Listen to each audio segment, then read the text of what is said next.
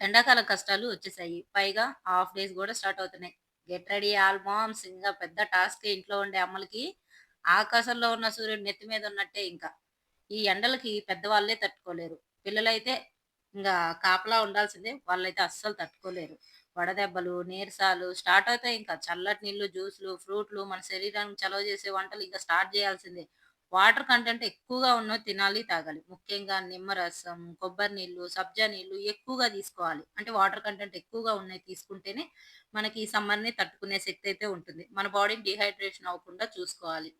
So, ఇలా సమ్మర్‌ని take care చేసుకుంటూ, పిల్లలకి కాపలా కాసుకుంటూ, ఇంట్లో ఉండే అమ్మలందరికీ ఇంక టాస్క్ స్టార్ట్ అయినట్టే.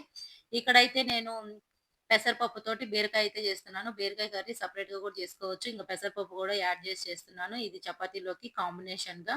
ఇలా ఉల్లిపాయ తాలింపు అయితే వేసేసి డైరెక్ట్‌గానే పప్పయితే నానబెట్టేసుకోండి. 5 నిమిషాల్లో నానిపోతుంది పెసరపప్పు.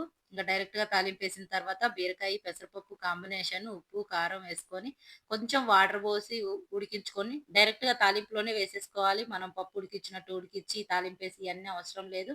ఇది ఒక 10 మినిట్స్‌లోనే ప్రిపేర్ అయిపోతుంది. ఇలా గాని చేసి పెట్టుకున్నామంటే మన బాడీకి గూడా చాలా కూల్‌గా ఉంటుంది. వీడియో నచ్చితే లైక్ చేయండి, షేర్ చేయండి, సబ్స్క్రైబ్ చేసుకోండబ్బా! వీడియో చూస్తున్నారు ప్లీజ్ లైక్ చేయట్లేదు, సబ్స్క్రైబ్ చేయట్లేదు. Like and subscribe. See you soon next video. మన ఛానల్‌లో లాంగ్ వీడియోస్, షార్ట్ వీడియోస్ చాలా వీడియోస్ ఉన్నాయి. ఒకసారి విజిట్ చేయండి. ఛానల్ నచ్చితే లైక్ చేయండి, షేర్ చేయండి, సబ్స్క్రైబ్ చేసుకోండి. Thanks for watching. See you soon. Bye guys. Thank you.